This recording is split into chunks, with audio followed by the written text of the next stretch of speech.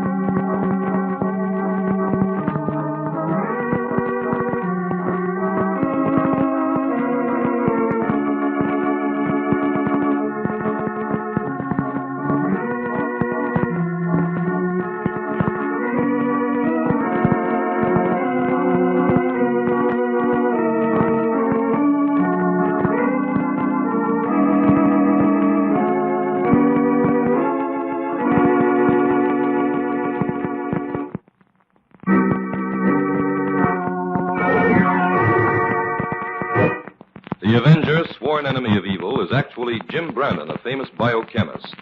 Through his numerous scientific experiments, Brandon has perfected several inventions to aid him in his crusade against crime as the Avenger. Most remarkable of these inventions is the highly secret diffusion capsule, which cloaks him in the black light of invisibility. Brandon's assistant, the beautiful Fern Collier, is the only one who shares his secrets and knows that he is the man the underworld fears as the Avenger. And now,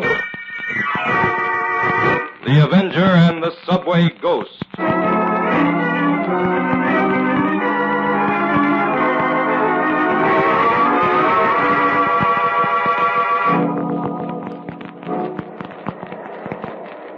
Jim and Inspector White are standing on the subway platform waiting for an express as the train pulls into the station.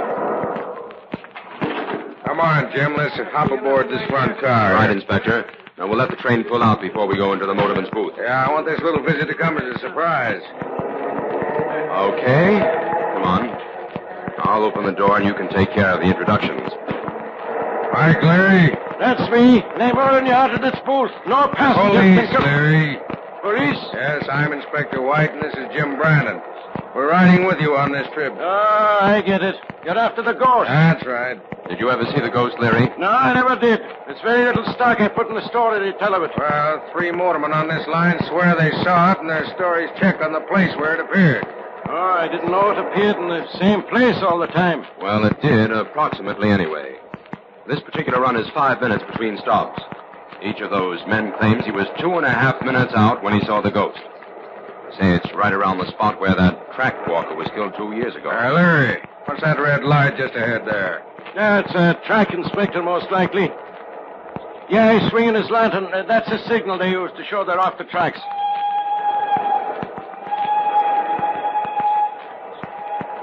It's almost time, Inspector. Keep your eye peeled for the ghost. You know, I always figured I was as superstitious as the next man. But this subway ghost business is a little too thick for me to swallow. Larry, there's a man in the middle of the track. Stop!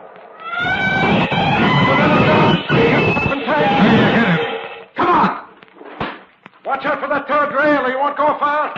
He should have landed right along here. Flash the lights around. Well, I'll take this side, Larry. You go with Jim. Okay. He must be under the train. Not under this first car. Come on. We'll work our way back. He's got to be here someplace. No sign of him on this side of the tracks, Jim. What could have happened to that man? Well, one thing is certain, he's not here. But the train ran over him. We saw that with our own eyes. There's no use holding the train up any longer. What do you make of it, Jim? Well, Inspector, my guess is that we've had our first encounter with the subway ghost. Well, whatever it was, it certainly disappeared into thin air. Okay, Larry. Close the door and let's get going. I'm glad all 3 of us saw it. I swear I wouldn't trust my own eyes if I'd been by myself. We're up against something here, Jim. I don't happen to believe in ghosts. I don't either, Inspector, but this one promises to be rather difficult to explain. That ghost couldn't have been anything with dimension, because there was no place for it to hide, and no time for it to run away. Well, what are we going to do? We'll get off at the next stop.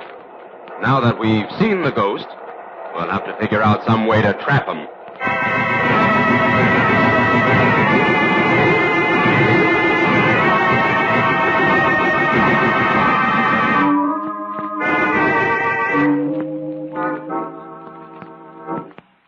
This is a fine mess, Jim. While you and I spend the afternoon in the subway chasing after our ghost, the biggest bank in town is robbed. That's tough luck, Inspector. But the commissioner himself assigned you to investigate that subway affair. Well, ghost or no ghost, I'm not wasting any more time in the subway.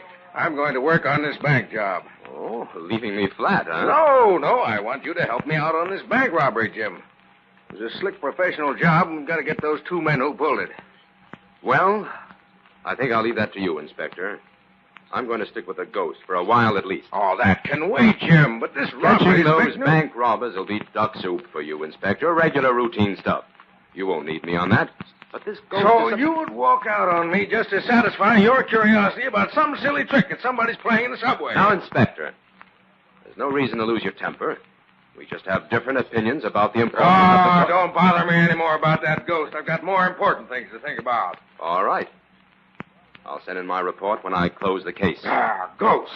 Jim Brandon, you prove you're no friend of mine. Now get out of here and let me work.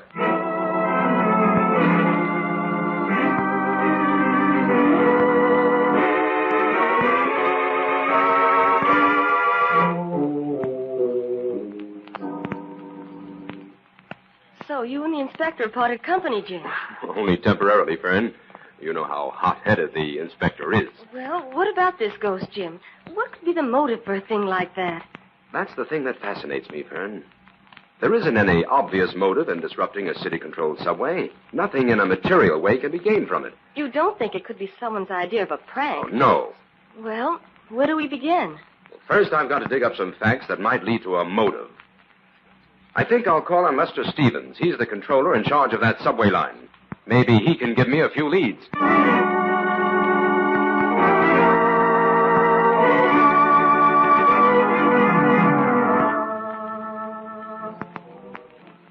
Yes, Mr. Brandon, all told, that ghost has appeared 4 times. And I don't mind telling you it's playing havoc with our schedule as well as my nervous system.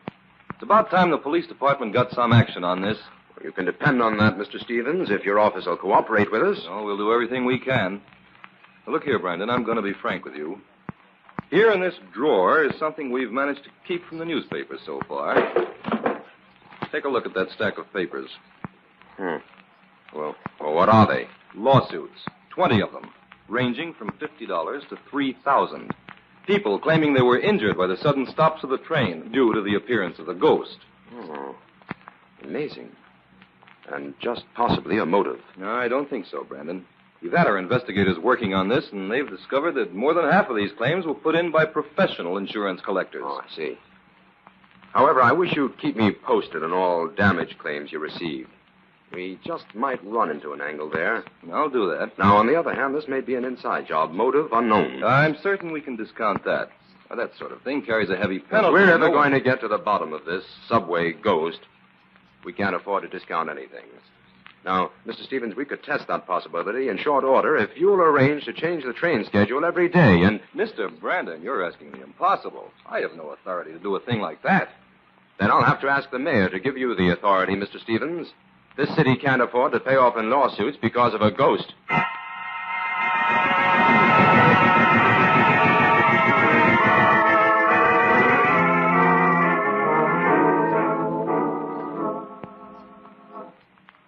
Well, Jim, it looks as if your 3-day war with the inspector is over. He called while you were out. Oh, what did he want, Fern? Help. This sudden crime wave has him completely stumped. According to the newspapers and radio, there's been a major robbery every day this week. You've been so engrossed in your ghost, I wondered if you realized that. Well, that ghost has appeared 9 times now to various motormen. But, Jim, I really think you should forget it's the ghost for the time being and give these robberies a little consideration. You're right, Fern. Oh, I've saved all the newspapers for you. They'll bring you up to date on the details of what's been happening. Good girl. Now, before I call the inspector back, we'll just run through those papers.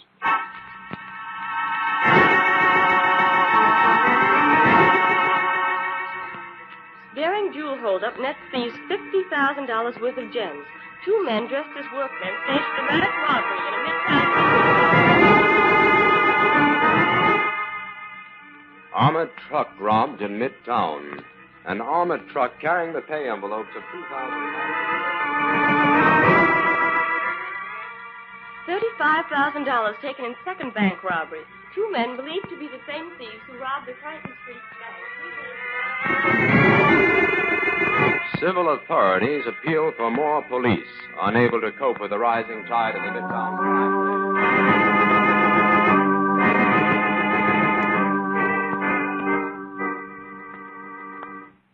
Now, Jim, I hope you didn't get me up here just to show me a bunch of city maps and charts. Now, take it easy, Inspector, and let me explain. Well, okay.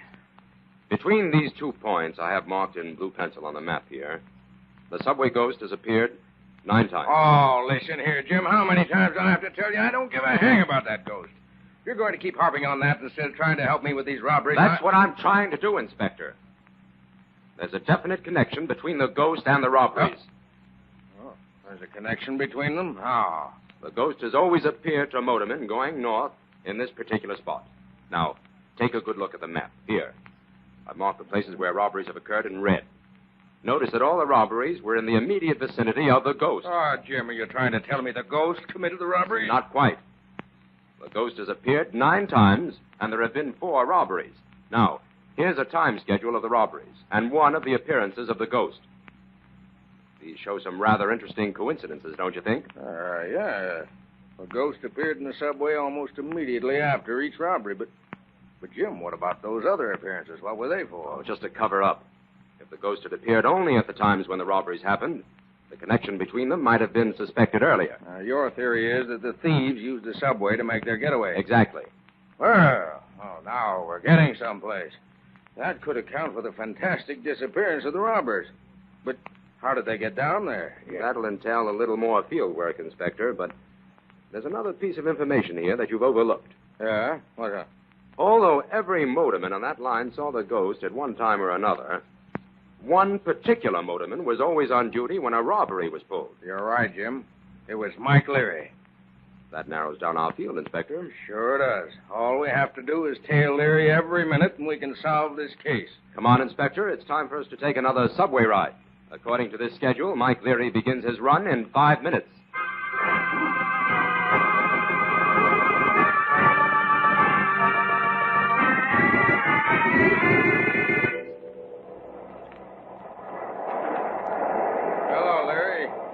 It's you, Inspector. Yeah, Brandon and I are going to take a ride with you for a while. Here you've seen the ghost quite a few times lately, Leary. That's right, Mr. Brandon. I don't mind telling you, I'm getting fed up with that ghost. So are a lot of other people. And I told Mr. Stevens this morning, if I see it again, I'm going to quit. Well, I can't say that I blame you. Say, there's that track inspector again. Hey, he's waving his lantern to you, Leary. Sure, like I told you the last time. The track walkers always signal us that way. Do you know who this particular man is? No, why should I? This is the place, Inspector. Okay, Larry, stop the train. I can't do that. Stop it, I said. Quick, police orders. All right, but I won't be responsible. Now, we're getting out of here. This time we're going to investigate that ghost before it appears. Come on, you too, Larry. I'm coming. Now, the place where the ghost walks is just ahead there, Inspector. Well, come on, let's see if we can find anything. We got 5 minutes before the next express is due on this track. Oh, say, did you just feel something filmy hit your face, Inspector? What was that? Oh, a flash of light above us. It's only cobwebs, Jim. They're hanging down from that big girder up there. That's mighty strange. Cobwebs. Listen here, I can't hold this train up any longer. Police or no police, I got to escape. Somebody shot Larry. There goes a man, Jim. He's crossing the tracks. That train man. I'll go after him. Take care of Larry, Inspector. Careful, Jim. A local's coming on that middle track.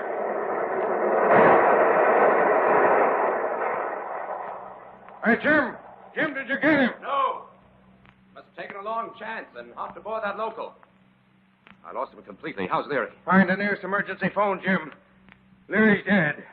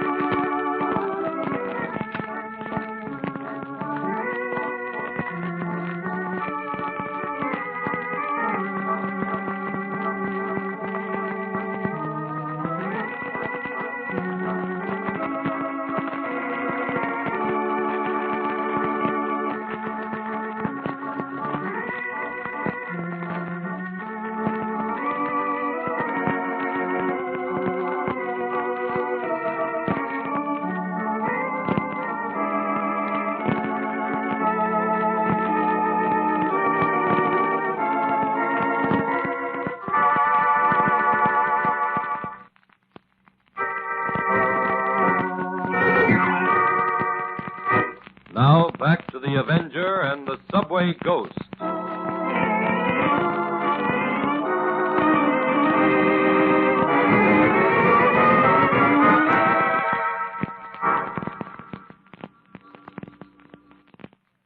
They've agreed to hold up the trains on this line for 10 minutes, Inspector. We'll have to work fast. Well, the sooner we solve the mystery of this ghost, Jim, the sooner we'll know where we stand with those robbers. Oh, here's the place where the cobwebs hit us in the face.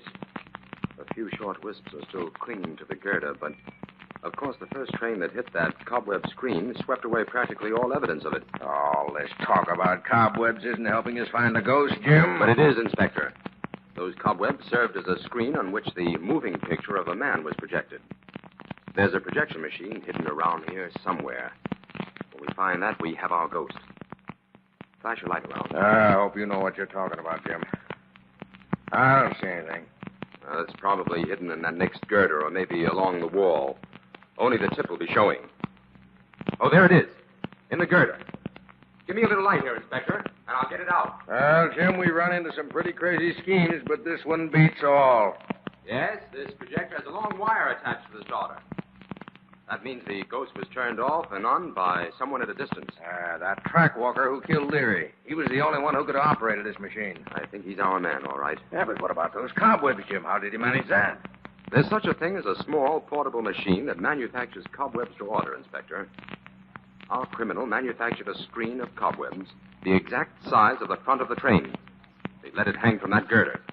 When the motorman saw the ghost, he was too near the screen to stop before running through it. And that was why all evidence of the screen was destroyed right after the appearance of each ghost. Well, bring that projector, Jim. The commissioner is sure to want a demonstration of this subway ghost.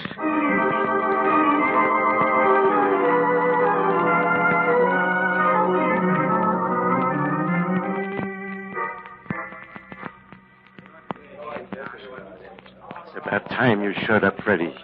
You got some explaining to do. I'm sure glad to see you here, Slick. I wasn't sure you and Curly got away. No thanks to you that we did. Come into the back room. I want to know what went wrong down there on that subway. And it better be good. It was Leary, Slick. He double-crossed us. Stopped the train ahead of time, turned two coppers loose on me just as I was ready to turn on the ghost. It was Leary you plugged in, huh? Yeah. What was I supposed to do? Let him squeal his head off? You sure them guys with him were coppers? I say I am. Brandon and White. I've had plenty of run-ins with both of them. You think they recognized you? Yeah. Too dark down there. They didn't get a look at my face. How did you shake them? Hopped between the cars on a passing local. Then I dodged around town for a couple of hours just to make sure no one was tailing me before I came here. Yeah. It was Curly, Slick. He's rounding up the gang. We're meeting here at 9 o'clock tonight for the payoff. That little show you put on in the subway has cooked our goose in this town. We're going to pull up stakes tonight. I guess Curly's plenty mad, eh? Sure he's mad. You messed up the best little racket he's had in 20 years. We just missed running head-on into them coppers this afternoon. I figured that shot would warn you to turn back. Yeah, we turned back all right.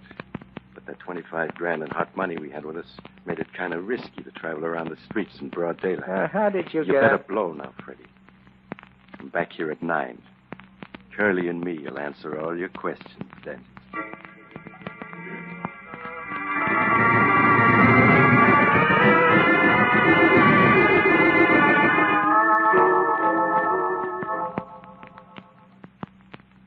Yes? That was the information I needed, Stevens. Uh-huh. Thank you very much. Oh, I don't think you'll be troubled with any more ghosts. Goodbye. Well, Jim? It's just as we thought, Fern. That man who killed Leary wasn't connected with the subway in any way. No workman was scheduled in that area. He was a member of the gang then. Yes. In fact, he's the only known link between Leary and the gang. And what's puzzling me is how we're ever going to pick up his trail. Jim, are you certain Leary was working with the gang? Maybe... Leary was in this up to his neck, Fern. Not only was he on that run every time the appearance of the ghost coincided with the robbery, but that phony trainman gave him the signal that everything was set. No trainman ever showed to those other motormen who saw the ghost. Well, those facts seem to tie up. But why should that criminal have killed Leary? He thought Leary had double-crossed the gang when he stopped the train too soon. Oh, I see. Well, what are you going to do, Jim? The only chance we have to pick up the trail of these criminals is through the dead Leary. I'll call the inspector and we'll go right to work on that angle. If Leary left a single clue behind him, we've got to find it.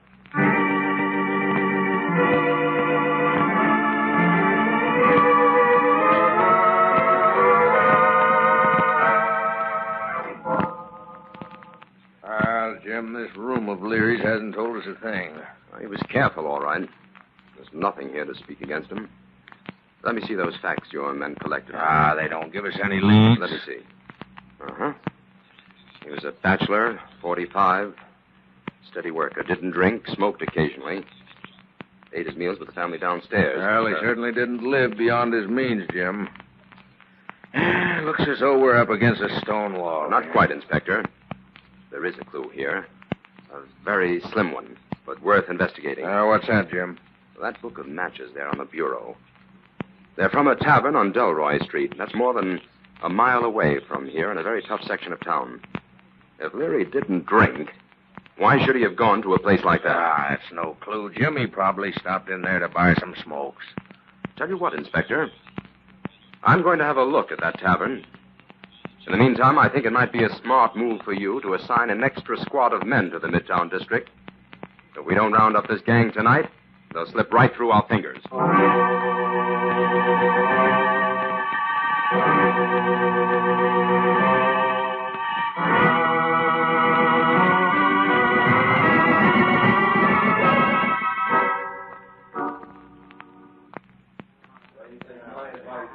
Jim, how long do we have to stay here in this tavern?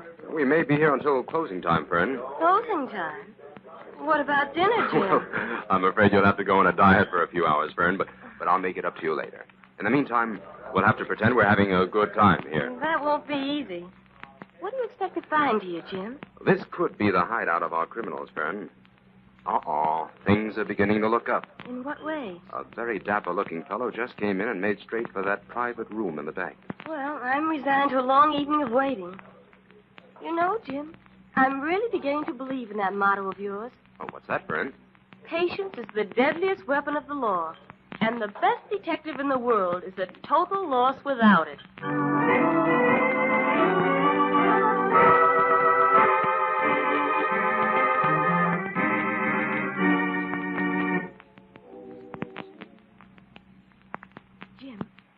Jim, do you think those three men who just went into the back room are members of the gang, too? Yes, Fern. One of them was carrying 2 valises. I'd be willing to bet that's the loot for the payoff. Fern, keep your eye on that man who just came in the door. I'll have to keep my head turned away. He's making for the back room, too, Jim. Okay, he's gone inside. He didn't see you. Who was it, Jim? That's Freddie Barlow. He's been mixed up in small-time stick-ups several times. He seems to be traveling in faster company now. Fern, I've got it. Freddie Barlow was that phony trainman who killed Leary. He wore work clothes and a work cap, but that didn't disguise his size and build. That was Freddie, all right. Jim, if he's a local crook, he probably fingered all those robberies for some strange gang. Exactly. Fern, there's a drugstore next door. Go in there and call Inspector White. Tell him there's a job over here for that hand-picked squad that's patrolling Midtown. Meantime, the Avenger will sit in at the private meeting in that back room.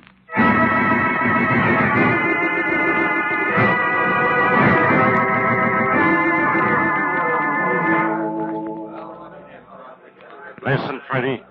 That's the cut we agreed on, and that's all you're getting. Take it or leave it. What about Leary's share? Can we all get a cut of that? That has nothing to do with... Keep quiet, Slick. Somebody just opened that door. What was that noise? Put that gun away, Freddie. I'll take care of this. Hey, you're wacky. There's nobody here. The door just flew open, that's all. Divvy up that door. Let's get out of here. No use to bother doing that. The police are outside. Who's in here? Where did that noise come from? Somebody must be hiding in that closet. I'll fix him. Open the closet door, Slick. You fool. There's nobody here. No shots will have the police down on us in 2 seconds. I don't care. There's somebody in here. I'm going to find him. Here I am, Freddie. But you can't see the Avenger. and the police are at the door. Okay, men, grab the door now. Let's get out of here. Where's Where's the door? Where's the other door? Come on, quick.